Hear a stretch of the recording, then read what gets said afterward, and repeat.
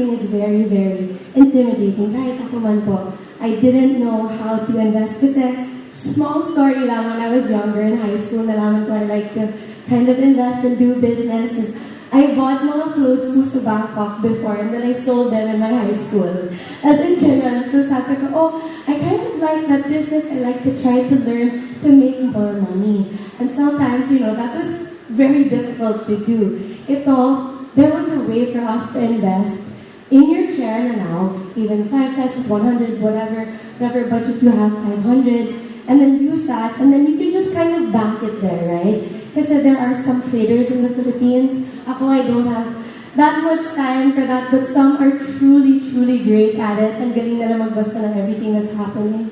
Me, what I did like before, when I came in, is I just put my money there in 2017, 2018, and I kind of just seen it grow. I saw it drop during the bear market, which was kind of sad. Actually, very, very sad.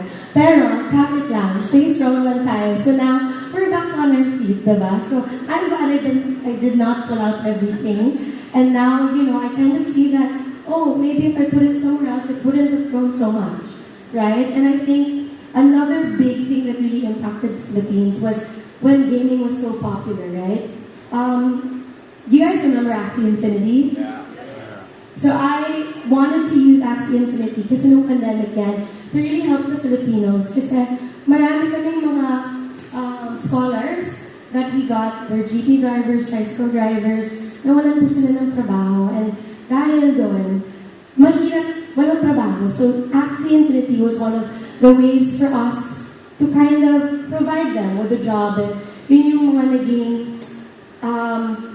parang pinaka-ways ko to give back to the people who have supported me before and to provide little, kahit na sino naman ako. So, I'm very, very grateful for that time. And over my almost 1,000 scholars, hi guys, I hope you guys are doing okay.